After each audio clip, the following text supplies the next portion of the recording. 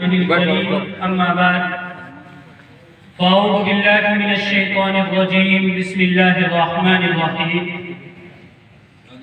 اقرأ باسم ربك الذي خلق خلق الإنسان من علق اقرأ وربك الأكرم الذي علم بالقلم علم الإنسان ما لم يعلم صدق اللہ العظیم۔ سامعین کرام، سب سے پہلے میں اللہ تعالیٰ کا شکر ادا کرتا ہوں کہ اس نے ہم سب کو اس نورانی محفل میں جمع فرمایا، اور اس کے بعد آج کی اس پر رونق محفل میں جتنے بھی مہمانان کرام تشریف لائے ہیں ان کا ہم تمام خدام مدینہ مسجد کی جانب سے دل کی گہرائیوں اور گہرائیوں کے ساتھ شکریہ ادا کرتے ہیں، اہلاً و سہلاً اور خوش آمدید اور ویلکم کرتے ہیں کہ آپ حضرات نے اپنی بہت ساری مصروفیات اور مشغولیات ہونے کے باوجود ہماری ادنا سی دعوت پر لبیک کہا اور اپنا قیمتی وقت نکال کر یہاں جو تشریف لائے اور ہماری حوصلہ افزائی فرمائی، اس پر ہم بہت ہی زیادہ خوش ہیں اور آپ حضرات کے احسان مند ہیں۔ آپ سبھی کے لیے ہمارے دلوں میں جو جذبات اور جو احساسات ہیں ان کو بیان کرنے کے لیے ہمارے پاس وہ الفاظ اور وہ شبد نہیں ہیں، لیکن ہم اتنا تو کہہ ہی دیتے ہیں کہ وہ آئے گھر میں ہمارے خدا کی رحمت ہے، کہ وہ آئے گھر میں ہمارے خدا کی رحمت ہے، کبھی ہم ان کو کبھی اپنے گھر کو دیکھتے ہیں۔ آپ حضرات کا یہاں تشریف لانا ہمارے لیے بہت بڑی سعادت مندی ہے۔ انشاءاللہ ہم آپ کی خدمت کو اپنا فریضہ ہی نہیں بلکہ خوش نصیبی خیال کریں گے۔ برادران اسلام، آج کے اس پروگرام کا مقصد اپنے بچوں میں دینی تعلیم کو بیدار کرنا ہے، دینی تعلیم سے قریب کرنا ہے۔ اگر آج کے اس پرفتن دور میں اگر ہم نے ہماری نوخیز اولاد کو دینی تعلیم سے قریب نہیں کیا تو یاد رکھو مستقبل میں کہیں ایمان ان کے ہاتھوں سے سلب نہ ہو جائے۔ باتیں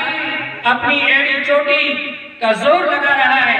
کہ ان کو کس طرح شریعت اور سنت سے دور کر کے فتنہ ارتداد کی آندھی میں دھکیل دیا جائے۔ انشاءاللہ ہم ایسا ہرگز نہیں ہونے دیں گے، نہیں بلکہ ہمیں انہی نوجوانوں کو مکاتب کے ذریعے، مساجد کے ذریعے اور دینی مدارس کے ذریعے سے قرآنی تعلیمات سے ہم انہی بچوں کو آراستہ اور پیراستہ کریں گے، اور ہمیں انہی بچوں کے اوپر محنت کر کے اسلام کے جو بنیادی عقائد ہیں ان کو مضبوط کرنا ہے، کیونکہ انہی بچوں کے ہاتھوں میں ہماری قوم کا مستقبل ہے، ہماری سماج کا مستقبل ہے۔ ہمیں انہی بچوں کو مدارس اور مکاتب اور مساجد کے ذریعے سے بنانا ہے اور سنوارنا ہے۔ کسی شاعر نے کیا ہی خوب کہا ہے کہ یہی طفلان مکتب جن سے وابستہ ہے مستقبل، یہی طفلان مکتب جن سے وابستہ ہے مستقبل، انہی ذروں کو چمکا کر شب مہتاب کرنا ہے، کر کے روشن اپنے دل میں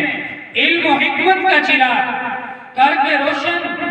اپنے دل میں علم و حکمت کا چراغ، تم جہالت کا مٹا دو اپنی پیشانی سے داغ۔ محترم سامعین، ہمارے بڑوں کی یہ قدیم روایت رہی ہے کہ جب کسی پروگرام اور اجلاس کو کامیاب کرنے کے لیے کسی عظیم ہستی کی صدارت کا انتخاب عمل میں لایا جائے تاکہ پروگرام بحسن و خوبی اپنی تمام تر منزلیں طے کرتا ہوا منزل مقصود تک پہنچ جائے، کیونکہ یہ حقیقت ہے کہ جس جماعت کا کوئی امیر نہ ہو اس کی جمعیت کا شیرازہ بکھر جاتا ہے، اسی طرح جس جلسے کا کوئی صدر نہ ہو تو وہ اپنی اہمیت اور افادیت کھو دیتا ہے۔ اس لیے آج کے اس پروگرام کی صدارت کے لیے میری نظر انتخاب اس ذات عالی پر ہے۔ اس سے مراد حضرت قاری حاجی محمد صاحب دامت برکاتہم العالیہ کی ذات گرامی ہے۔ نائب محتمیم مدرسہ خاتم الاسلامی اسلام بھاکری، مجھے امید ہے کہ میری کوئی احباب تائید کرے۔